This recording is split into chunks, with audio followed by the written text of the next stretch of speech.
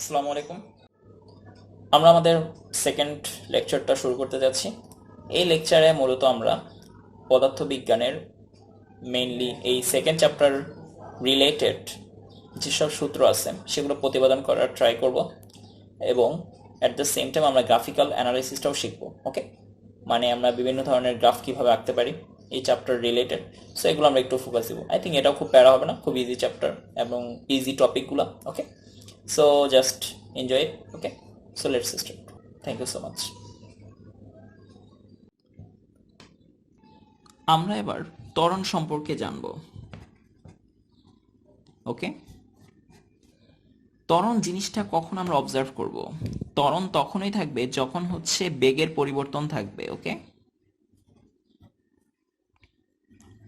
So আমি যদি বলি বেগের পরিবর্তনের হারকেই ত্বরণ বলে, তাহলে কথাটা ভুল হবে না। ওকে, এখন খেয়াল করি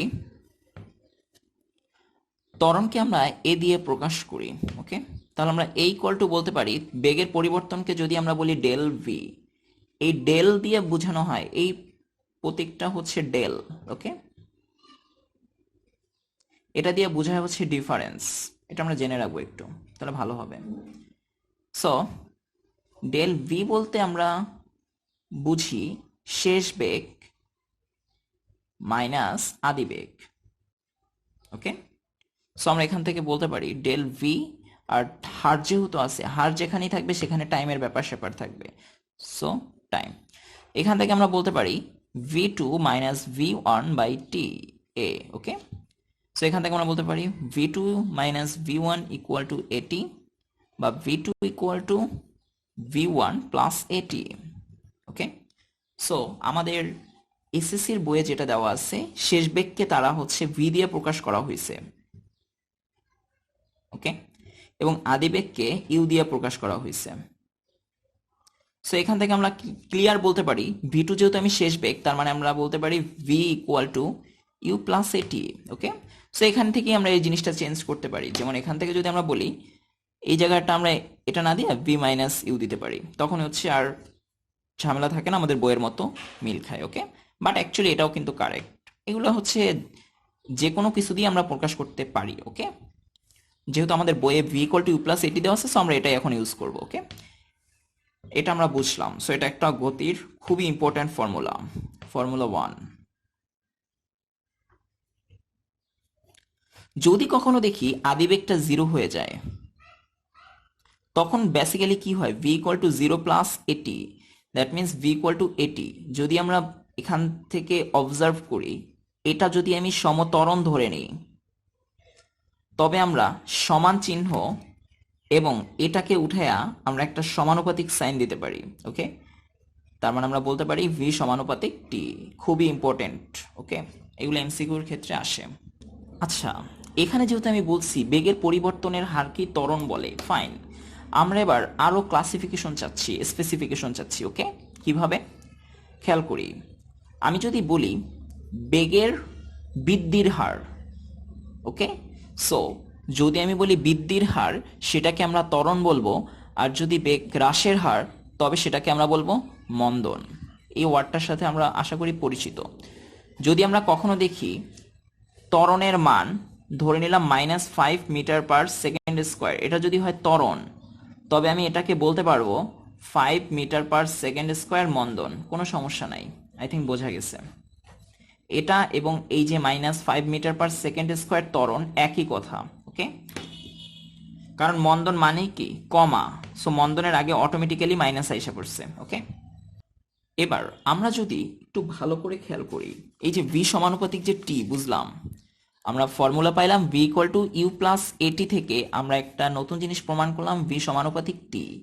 ওকে, সো এই জায়গাটা থেকে যদি আমি আরেকটু দেখাই, ভি ইকুয়াল টু এটি, ভি কে যদি আমি ওয়াই এর রেসপেক্টে প্রকাশ করি, আর এ কে যদি এম এর রেসপেক্টে প্রকাশ করি, টি কে এক্স এর রেসপেক্টে, y equal to m x না, একটা সরলরেখার সমীকরণ। এটা কি সরলরেখা, মূল বিন্দুগামী সরলরেখার সমীকরণ। ওকে, সো এটা হচ্ছে আমার ভি ভার্সেস টি এর গ্রাফ। যখন হচ্ছে ভি বাড়বে টি বাড়তে থাকবে, সরি টি বাড়লে ভি বাড়বে, ব্যাপারটা হচ্ছে এরকম। ওকে, মানে এক্স অক্ষ বরাবর আমি কাকে রাখছি, টি কে রাখছি, ওয়াই অক্ষ বরাবর কাকে রাখছি, বেগ রাখছি। ওকে, এবার আমার যদি কোনো একটা আদিবেগ দেওয়া থাকে তখন গ্রাফটা কিরকম হবে? অ্যাকচুয়ালি আমরা নেগেটিভের দিকে আর যাবো না, কারণ টাইম কখনো নেগেটিভ হতে পারে না, তাই না? সো আমরা হচ্ছে ভি সমানুপাতিক টি, এই গ্রাফটা জাস্ট এইটুক হবে। ওকে, নীলকালি দিয়ে যেটুকু আমি বর্ডার করলাম। এবার আসি, যদি হচ্ছে আদিবেগ থাকতো তখন কি হইতো বেসিক্যালি। ওকে, সো সেটা আমার দেখতে হবে। কিভাবে দেখবো সেটা আমরা বলতে পারি, এইখান থেকে কিছুটা অংশ ছেদ করছে ইউ পরিমাণ, তখন হচ্ছে আমার গ্রাফটা হবে এরকম। ওকে, আই থিঙ্ক এগুলো বোঝা গেছে।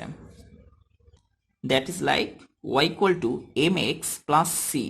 ওকে, আর এটা হচ্ছে y equal to m x, যেখানে ছিল ভি ইকুয়াল টু এটি, আর এখানে ছিল v equal to you plus এটি। সো আমরা এগুলো নিয়ে বেশি ঝামেলা করব না, আমরা আশা করি জিনিসটা বুঝতে পারছি। ওকে, আচ্ছা, ত্বরণের যেহেতু আমি নামটা উল্লেখই করলাম, তাহলে ত্বরণের মাত্রাটা আমার দেখা উচিত। ত্বরণ আমি বলছি ডেল ভি বাই টি, তাই না? সো ডেল ভি এটার একক কি? বেগের একক আমরা জানি মিটার পার সেকেন্ড, টি এর একক সেকেন্ড, তার মানে কম্বাইন্ড করলে পাবো metre per second square. So এখান থেকে যদি আমি বলি মাত্রা, L T inverse two. Okay, I think বোঝা গেছে, এগুলো আহামরি কিছুই না। ওকে, আচ্ছা এবার একটা কথা বলি, আমি আমি যদি এবার বলি গড়বেগ, গড়বেগ অ্যাকচুয়ালি জিনিসটা আমি কি বলতে পারি, গড়বেগ v equal to you plus V by two. Okay, আদিবেগ এবং শেষ বেগের গড়ই হচ্ছে গড়বেগ, ফাইন। এবার আমরা দেখি এই যে ভিটা আছে, এই ভি এর একটু আগে আমরা ফর্মুলা পাইছি V equal to you plus এটি। সো এই ফর্মুলাটা আমরা এখানে বসাই দেব, তাহলে আমরা কি পাবো, ইউ প্লাস এটি বাই টু। সো এখান থেকে আমরা কি পাবো, 2u plus 80 divided by 2, that means u plus half of 80. ওকে, এখন আমি একটু আগে দেখাইছিলাম s equal to vt। ওকে, এই যে vটা, এটা কি বেগ? আমি বলছি গড় বেগ, এবং অ্যাট দ্য সেম টাইম এটা আমি বলছি এটা আমরা সমবেগের ক্ষেত্রে ইউজ করব। সো সমবেগের ব্যাপারটা আমি একটু পরে আনতেছি, আগে গড় বেগটা বুঝাই নি। সো এই যে ভি এর মানটা এটা বের হয়েছে না, গড়বেগ। সো এইটা এখানে বসায় দিই, ইউ প্লাস হাফ অফ এটি ইন্টু টি। সো এটা আমরা যদি ক্যালকুলেট করি, UT plus half A T square is equal to, তাই না? সো আমরা জেনে রাখবো এটা আর একটা ফর্মুলা, ফর্মুলা 2,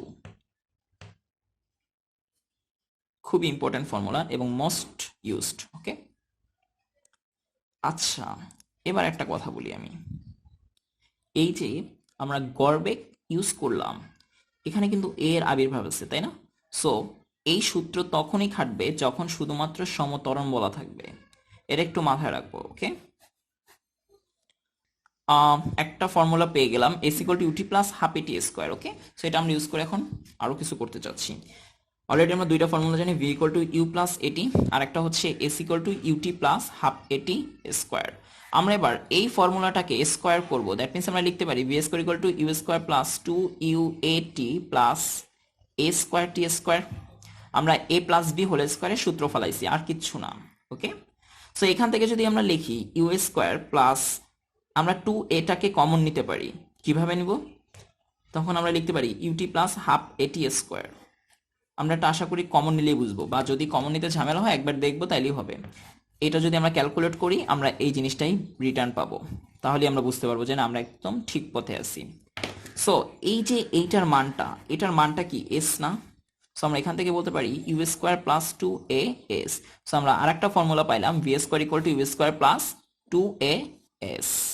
এবার আমরা চতুর্থ ফর্মুলাটা সম্পর্কে জানবো। আমরা অলরেডি জানি গড়বেগ equal to you plus V by two. Okay, এটা আমরা গড়বেগ বললাম, যেটা আমি একটু আগেই বলছি। So s equal to v t, fine. So এখানে যদি আমরা মানটা বসাই দিই u plus V by two into T, কোনো সমস্যা আছে না?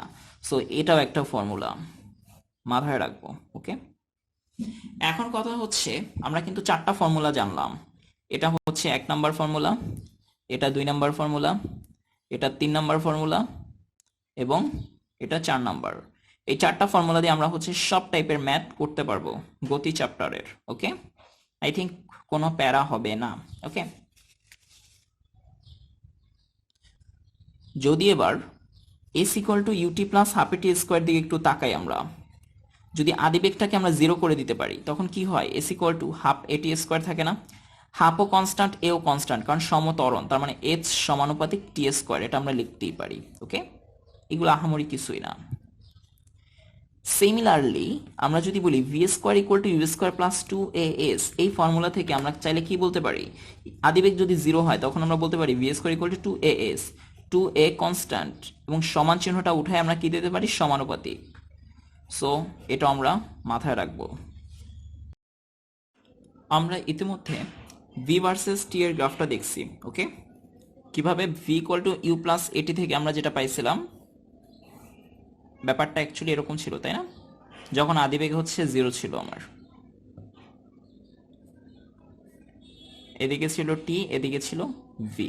ওকে, এখন আমরা আরও কিছু গ্রাফ জানবো, সরণ ভার্সেস টি স্কোয়ার গ্রাফ। ওকে, বেসিক্যালি আমরা একটা সূত্র জানি, S equal to U T plus half A T square. Okay, so যদি আমি দেখি আদিবেগ জিরো হয় তখন আমরা কি বলতে পারবো, S equal to half A T square, তাই না? এবার আমরা যদি এই হাফ একে একটা কনস্ট্যান্ট ধরি তখন আমরা কি দিতে পারি, s equal to k t square, k যেখানে কনস্ট্যান্ট। ওকে, বেসিক্যালি এস হচ্ছে আমার ওয়াই অক্ষ বরাবর থাকবে এবং টি থাকবে হচ্ছে এক্স অক্ষ বরাবর।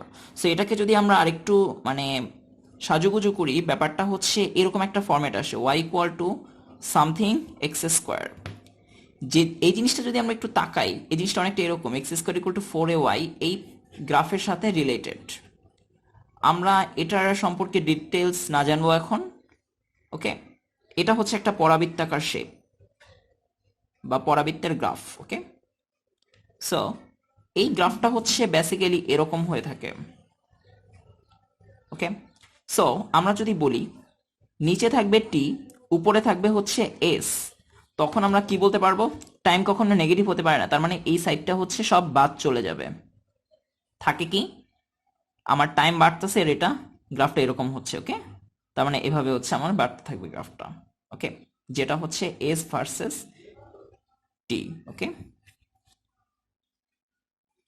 আর যদি আমি কখনো বলি এস ভার্সেস টি স্কোয়ার গ্রাফ, এটা কিন্তু আমি বললাম এস ভার্সেস টি গ্রাফ। ওকে, যদি আমি বলি S versus T square, that means আমরা কি টি স্কোয়ারের যে ভ্যালুটা ওটা হচ্ছে এক্স এর রেসপেক্টে থাকবে, তাই না, রিপ্রেজেন্ট করবে। আর y equal to m x, তখন হচ্ছে একটা সরল রেখা আসবে। ওকে, বাট আমাদের এসএসসির জন্য এস ভার্সেস টি গ্রাফটাই ইম্পর্টেন্ট, এস ভার্সেস টি স্কোয়ার এত মানে ঝামেলা করবে না তারা। ওকে, আর আমি ঝামেলা করলেও আমি বলে দিছি এস ভার্সেস টি স্কোয়ার, এটার গ্রাফটা কি হবে, একটা straight line, as like as v versus t graph. Okay, এবার খেয়াল করি আমরা এস ভার্সেস টি দেখলাম, এবার আমরা দেখবো ভি ভার্সেস টি। ওকে, ভি ভার্সেস টি এর আমরা দুইটা গ্রাফ দেখবো, একটা দেখবো সমত্বরণের ক্ষেত্রে আর একটা দেখবো সমবেগের ক্ষেত্রে। সমবেগটা আমরা আগে বুঝাই। ওকে, সমবেগ বলতে আমরা কি বুঝি, মানে টাইম যতই হোক না কেন আমার বেগটা কি সম থাকে, সম মানে সমান, তার মানে আমরা গ্রাফটা এরকম করতে পারি, কিন্তু আমার টাইম বাড়তেছে বাড়তেছে বাড়তেছে কিন্তু ভি কি সেমই থাকতেছে। ওকে, সো এটাই হচ্ছে আমার সমবেগের ক্ষেত্রে ভি ভার্সেস টি গ্রাফ।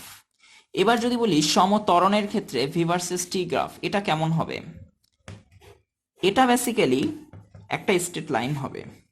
ওকে, যেটা আমি একটু আগেই দেখাইছি, V equal to you plus A T, V equal to A T, U যেখানে জিরো। সো এগুলো নিয়ে আমি আর এটা দুইবার রিপিট করছি। ওকে, দুই তিনবার রিপিট করছি, সো এটা আমি আর বলবো না। আই থিঙ্ক এটা বোঝা গেছে। এখান থেকে আমরা ঢাল যেটা পাবো সেটা আমাকে আইডেন্টিফাই করবে ত্বরণের মান। ওকে, এই যে টি, এই যে ভি, তার মানে এইটা হবে হচ্ছে টি ওয়ান ভি ওয়ান। ওকে, আর এইটা হবে টি টু ভি টু। সো এখানে আমরা ঢাল বলতে পারবো ইকুয়াল টু ওয়াই অক্ষের পরিবর্তন del y by del x, that means v two minus V one, t two minus t one. Okay, যেটাকে আমরা দেখাইছি আমাদের বই অনুসারে v minus u by T.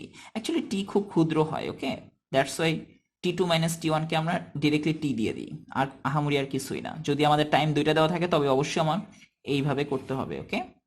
So আমরা কিন্তু এটাও বুঝে গেলাম। এবার আসি, যদি আমি বলি ত্বরণ ভার্সেস টি এর গ্রাফ, তখন কেমন হবে সমত্বরণের ক্ষেত্রে? সিমিলারলি সমবেগের মতো গ্রাফ হবে। কেমন? এদিকে এ থাকবে, এদিকে হচ্ছে টি থাকবে। সো এই যে, ওকে। সো এটা হচ্ছে আমার ত্বরণ ভার্সেস টাইমের গ্রাফ। আই থিঙ্ক এগুলা বোঝা গেছে, ওকে। এবার আমরা এই চ্যাপ্টারের লাস্ট টপিকটা শিখব।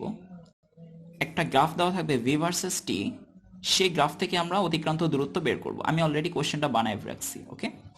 সো খেয়াল করি এটা আমরা কিভাবে সলভ করব। প্রথম কথা হচ্ছে আমরা এটা দুইটা পদ্ধতিতে সলভ করব। প্রথমে আমরা করে দেখাচ্ছি যেভাবে আমরা নর্মালি করে থাকি, আফটার দ্যাট আমরা একটা সুন্দর অ্যাপ্রোচ শিখব।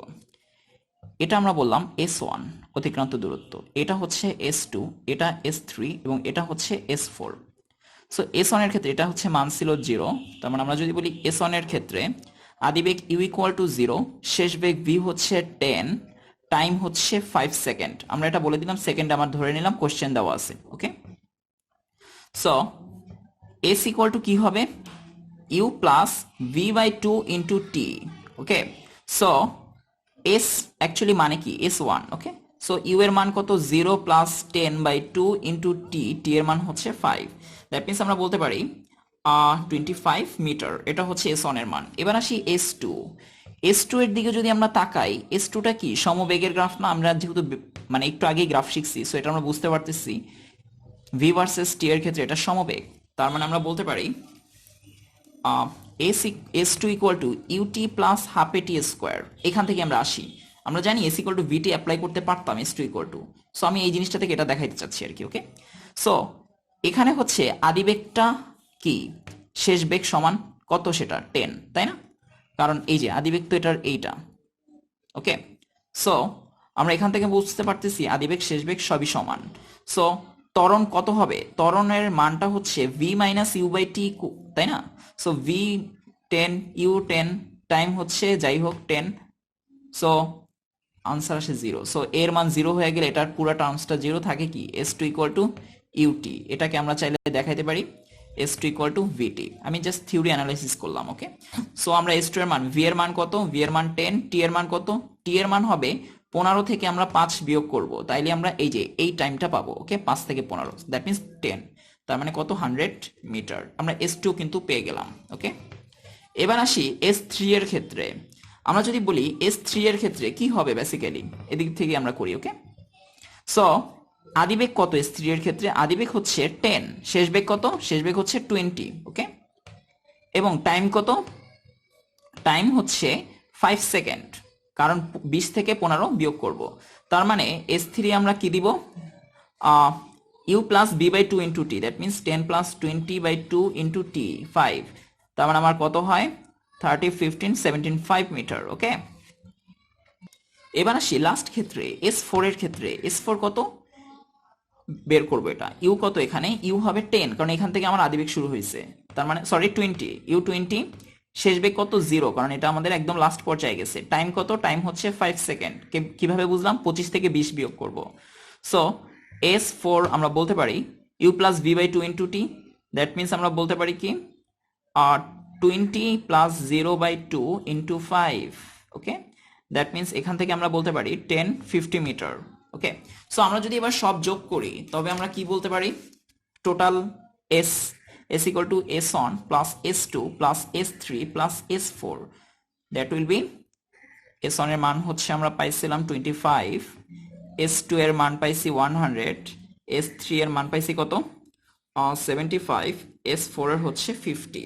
সো এটা যদি আমরা ক্যালকুলেট করি 125, 200 and 250 মিটার, ওকে। এবার আসি সেকেন্ড অ্যাপ্রোচটা। আমরা এটা চিত্র থেকে বুঝাই দিচ্ছি, ওকে। ওটা করলেও হবে পরীক্ষায়। আমরা ফার্স্টে বিভিন্ন জ্যামিতিক ফিগার আঁকবো, ওকে। সো এটা একটা কি ত্রিভুজ না? এই ত্রিভুজটার এরিয়া কি হবে? হাফ ইন্টু ভূমি ইন্টু উচ্চতা, দ্যাট মিনস হাফ ইন্টু ভূমি কত? 5, হাইট কত? 10, ওকে। এবার আসি, এটা আর একটা জ্যামিতিক ফিগার, এটাকে একটা আয়তক্ষেত্র, এটাকে আমরা বলতে পারি উপরে হচ্ছে 5, 15 থেকে 5 বিয়োগ করলে 10, আর এটা হচ্ছে 10।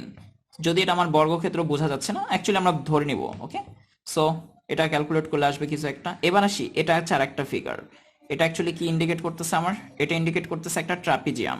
এই ট্রাপিজিয়ামের এরিয়া কি হবে? ট্রাপিজিয়ামের এরিয়া হবে হাফ ইন্টু সমান্তরাল বাহুদ্বয়ের যোগফল। দ্যাট মিনস এটা হবে কত? 10, আর একটা সমান্তরাল বাহু 20, আর হচ্ছে মাঝের ডিফারেন্স, দ্যাট মিনস 5। ওকে, আর এটা কি আবার হাফ ইন্টু ভূমি ইন্টু উচ্চতা, হাফ ইন্টু 5 ইন্টু উচ্চতা 20। সো আমরা যদি এবার এই সবগুলো যোগ করে দিই, আমরা আনসারটা কি আবার সেম পাবো। সো আমি আর এটা করে দিচ্ছি না, এটা নিজেরা করে নিব। এই যে এটা, এটা, এটা এবং এটা যোগ করে নিব।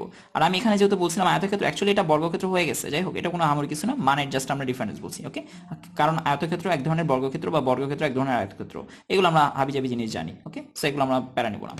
আই থিঙ্ক বোঝা গেছে। সো মূল কথা হচ্ছে, আমার প্রতিটা জ্যামিতিক ফিগারের যে মানটা, ওটা হচ্ছে যোগ করলে আমরা এই যে 250 পাবো। ওকে, সো এটা আমরা বাসায় নিজেরা করে নেব।